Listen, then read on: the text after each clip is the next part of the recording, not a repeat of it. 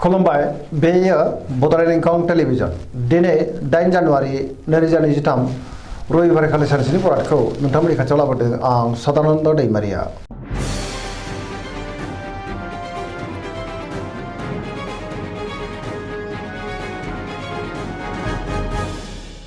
सिगां फरायनो लादों मेष राशि गिबि हांखो अ ल दिनैनि साना जोबोर मोजां बहानिफ्रायबा मोजां खौरां फैनोबो हागौ जेनिबो आंखाल जानाय नङा जेरावबो जाफुंसारगोन बहाबा थाङोब्ला दिनै जोबोर मोजां आरो मोजाङैनो हान्थिनोबो हागोन गुबुननि थाखाय गोबां मोजां खामानि मावनानै होनोबो हागोन मावनो लानाय खामानिखौ थि समावनो आरो गोरलैयैनो मावफुंनो हागोन गोसोआ दिनै जोबोर खुसि जागोन देहाया मोजाङै थागोन रांखावरियाव मोजां होनजायो गोबां धोन आरजिनोबो हागोन आयाबो दिनै बांनो हागौ बेफार फालांगियाव जोबोर मोजां मुलाम्फा मोनगोन गुबुननिफ्राय थोजासे हेफाजाब मोननो हागौ न'खराव अननानै फैगोन बिसि फिसायजों मोजां सोमोन्दो थागोन गुबुननि गोसोखौ गोरलैयैनो बोनोबो हागोन गोसोनि बोलोआ बांगोन समाजाव बयजोंबो मान होजागोन लाइमोनफोरा दिनै जोबोर रमान्टिक जागोन आरो गावबा गावनि गोसोनि साननायखौ फोरमायलायनोबो हागोन फरायसाफ्रा दिनै फरायनायाव गोसो दुंखांगोन आरो मोजां फिथाइ मोनगोन पजिटिभ एनार्जिनि गोहोमबो गोग्लैनो हागौ वृष राशि गिबि हांखो इ अ ब दिनैनि साना जोबोर मोजां गोसोनि साननाया दिनै जाफुंनोबो हागौ गोसोआव गोथों आरो गोग्गो साननाय फैगोन गोसोनि साननायफ्रा जाफुंगोन मावनो लानाय खामानिखौ थि समावनो आरो गोरलैयैनो मावफुंनो हागोन समाजाव मान मोनगोन रांखावरियाव मोजां बेफार फालांगियावबो मोजां होनजायो न'खराव अनलायनाय फैगोन बिदा फंबायनिफ्राय थोजासे हेफाजाब मोननो हागौ बिसि फिसायनि गेजेराव मोजां सोमोन्दो थागोन सोरजोंबा बाख्नाय जानानै गोसोआ दिनै जोबोर खुसि जागोन देहाया मोजाङैनो थागोन गोसोनि साननायफ्रा दिनै मोगथाङाव जाफुंनोबो हागौ पजिटिभ एनार्जिनि गोहोम गोग्लैगोन मिथुन राशि गिबि हांखो क स दिनैनि साना बारा मोजां नङा नेगेटिभ एनार्जिनि गोहोम गोग्लैनोबो हागौ मोनफ्रोमबो बिथिङाव जाफुंसारनो गोब्राब जागोन गियाननि आंखाल जानोबो हागौ गोसोखौ दिनै जोबोर गुलाय गुजाय मोनगोन देहाया मोजाङै थागोन रांखावरियाव मोजां अब्लाबो नाथाय खरसायाबो बांनो हागौ बेफार फालांगियाव मोजां मुलाम्फा मोननो हागोन न'खराव दिनै अनलायनाय फैगोन समाजाव मान मोनगोन गोसोनि बोलोआ बांनोबो हागौ मावनो लानाय खामानिखौ मावफुंनो नाथाय अब्लाबो गोब्राब जागोन सोरबा लोगोनिफ्राय हेफाजाब लानांनो हागौ सोरजोंबा बाख्नाय जानोबो हागौ गुबुनजों मोजां सोमोन्दो लाखिनो रोंगोन अब्लाबो नाथाय नेगेटिभ एनार्जिनि गोहोमबो गोग्लैनो हागौ लाइमोनफ्रा जोबोर आला खाला जागोन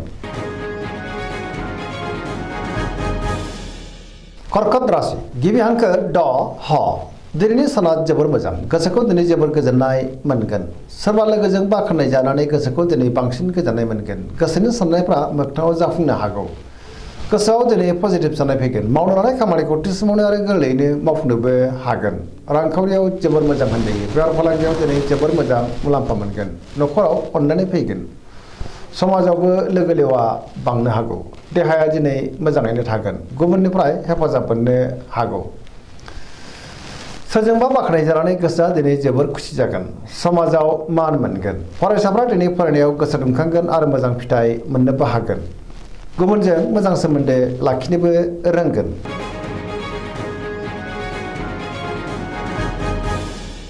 सिंह राशि गिबि हांखो म ट दिनैनि साना बारा मोजां नङा गोसोखौ दिनै जोबोर गुलाय गुजाय मोननो हागौ गोसोआव नेगेटिभ साननायबो फैनो हागौ मावनो लानाय खामानिखौ थि समावनो मावफुंनो हागोन अब्लाबो नाथाय माबा नङा माबा मोनसे गोरोन्थिबो जालांनो हागौ सोरबा लोगोनिफ्राय हेफाजाब लानांगोन समाजाव लोगो लेवाबो बांनो हागौ बहाबा दावबायनो एबा हान्थिनो खाबु मोनगोन रांखावरियाव मोजां अब्लाबो नाथाय खरसायाबो बांनो हागौ बेफार फालांगियाव मोजां मुलाम्फा मोनगोन गोसोनि साननायखौ दिनै गुबुननो फोरमायनोबो हागोन न'खराव अननानै फैगोन समाजाव बयजोंबो मान होजागोन देहाया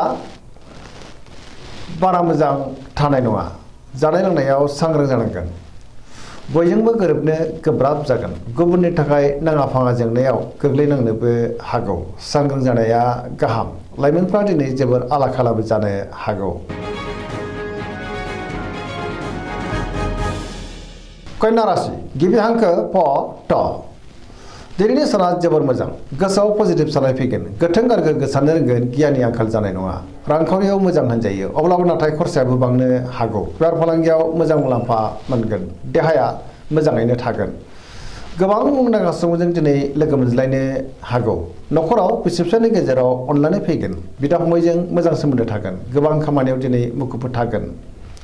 सोरजोंबा बाखनाय जानानै गोसोखौ दिनै जोबोर गोजोननाय मोनगोन। पजिटिभ एनार्जिनि गोहोम गोग्लैनो हागौ। लाइमोनफ्रा जोबोर रमान्टिक जागोन आरो गावबा गावनि गोसोनि साननायखौ फोरमायलायनोबो हागोन।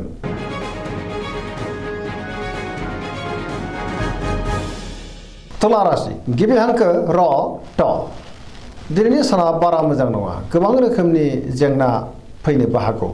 गोग्गो गियाननि आंखालबो जानो हागौ। गोसोनि बोलोआ लोरबां जागोन। गोसोनि साननायफ्रा दिनै देबार नांनोबो हागौ।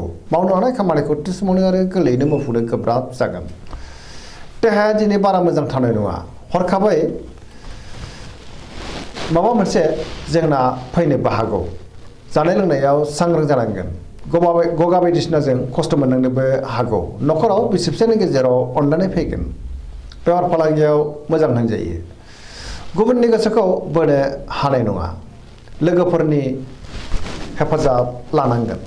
गोदान थांखि लानो हानाय नङा। सेंग्रा सिख्लाफोरनि गोसोआ दिनै जोबोर आला खाला जागोन। गोसोआव गोनो गोथो साननाय फैनोबो हागौ। नेगेटिभ एनार्जिनि गोहोम गोग्लैगोन।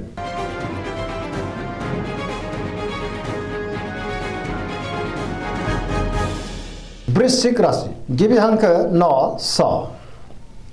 दिनैनि साना जोबोर मोजां। पजिटिभ एनार्जिनि गोहोम गोग्लैगोन। समाजाव लोगो लेवा बांगोन। सोरबा गोजाम लोगोजों बहाबा लोगो मोनज्लायनानै गोसोखौ दिनै जोबोर गोजोननाय मोनगोन। गोसोआव गोग्गो आरो गोथों साननाय फैगोन। गियाननि आंखाल जानाय नङा। मावनो लानाय खामानिखौ थि समावनो आरो गोरलैयैनो मावफुंनोबो हागोन। गुबुननिफ्राय हेफाजाब मोनगोन। गोसोनि साननायफ्रा मोगथाङाव जाफुंनोबो हागौ। गोसोनि बोलोआ बांगोन। समाजावबो मान मोनगोन। न'खराव बिसि फिसायनि गेजेराव अनलायनाय फैगोन। रांखावरियाव दिनै जोबोर मोजां, अब्लाबो नाथाय खरसायाबो बांनो हागौ। बेफार फालांगियाव दिनै जोबोर मोजां मुलाम्फा मोनगोन। देहाया मोजाङै थागोन। सोरजोंबा बाखनाय जानानै गोसोखौ दिनै जोबोर गोजोननायबो मोनगोन। लाइमोनफोरा जोबोर रमान्टिक जागोन आरो गावबा गावनि गोसोनि साननायखौ फोरमायलायनोबो हागोन।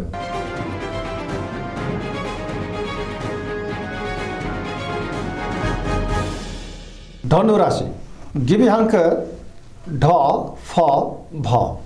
दिनैनि साना मोजां आरो गाज्रि गेजेरजों बाबेलांगोन। गोसोआव गोनो गोथो साननाय फैनो हागौ। मावनो लानाय खामानिखौ थि समावनो मावफुंनो गोब्राब जागोन। माबा नङा माबा मोनसे हेंथा फैनोबो हागौ। गोसोनि साननायफ्रा दिनै देबार नांगोन। रांखावरियाव मोजां, अब्लाबो नाथाय खरसायाबो बांगोन। बेफार फालांगियाव मोजां होनजायो।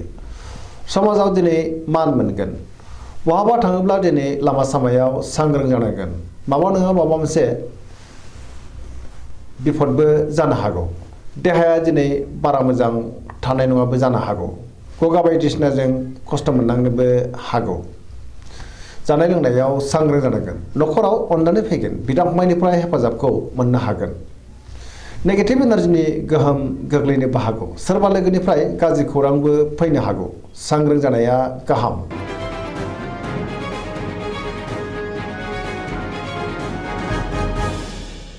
मकर राशि गिबि हांखो ख ज। दिनैनि साना जोबोर मोजां। गोसोनि साननाया मोगथाङाव जाफुंगोन। मावनो लानाय खामानिखौ थि समावनो आरो गोरलैयैनो मावफुंनोबो हागोन। रांखावरियाव जोबोर मोजां होनजायो। अब्लाबो नाथाय खरसायाबो बांनो हागौ। मोननो गोनांखौ दिनै मोननोबो हागौ। बेफार फालांगियाव जोबोर मोजां मुलाम्फा मोनगोन। गोबां मुंदांखा सुबुंजों लोगो मोनज्लायनो हागौ। गुबुनजों मोजां सोमोन्दो लाखिनोबो रोंगोन। मोनफ्रोमबो खामानिखौ मावफुंनो हागोन। गोदान खामानियाव आखाइ होजेननो हागोन। न'खराव बिदा फंबायनि गेजेराव अनलायनाय फैगोन आरो बिसि फिसायजों मोजां सोमोन्दो थागोन। सेंग्रा सिख्लाफ्रा जोबोर रमान्टिक जागोन आरो गावबा गावनि गोसोनि साननायफोरखौ फोरमायलायनोबो हागोन। पजिटिभ एनार्जिनि गोहोम गोग्लैनोबो हागौ।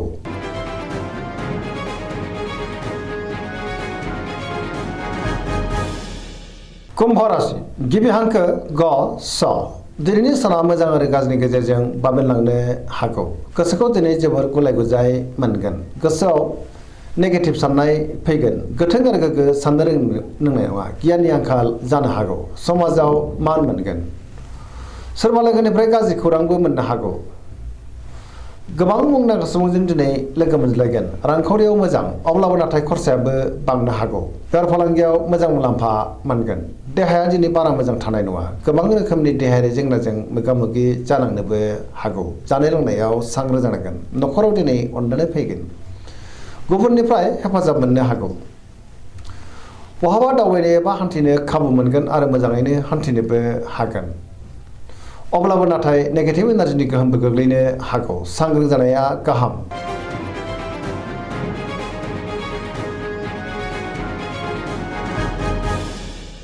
मीन राशि गिबि हांखो ड स दिनैनि साना जोबोर मोजां गुबुननि थाखाय गोबां मोजां खामानि मावनानै होनोबो हागोन गोसोआव दिनै पजिटिभ साननाय फैगोन गोथों आरो गोग्गो साननो रोंगोन गियाननि आंखाल जानाय नङा गोसोनि बोलोआ बांगोन गावनि गोसोनि साननायखौ दिनै गुबुननो फोरमायनोबो हागोन देहाया मोजाङै थागोन रांखावरियाव मोजां बेफार फालांगियावबो मोजां होनजायो न'खराव अनलायनाय फैगोन सोरजोंबा बाख्नाय जानो हागौ लाइमोनफोरनि गोसोआ दिनै जोबोर रमान्टिक जागोन आरो गावबा गावनि गोसोनि साननायखौ फोरमायलायनोबो हागोन गुबुननि थाखाय गोबां मोजां खामानि मावनानै होनोबो हागोन फरायसाफ्रा दिनै फरायनायाव गोसो दुंखांगोन आरो मोजां फिथाइ मोननोबो हागोन पजिटिभ साननो रोंगोन आरो पजिटिभ एनार्जिनि गोहोम गोग्लैगोन दिनैनि राशि फरायनाया एसेनोसै जोबनायाव बेखौनो खावलायो जाहाथे नोंथांमोना सानफ्रामबो जोंनि बे बड'लेण्ड इंखं टेलिभिजनखौ नायबाय थायो आरो साबस्क्राइब खालामो लोगोसे लाइक खालामो आरो शेयार खालामो एसेनोसै गोजोन्थों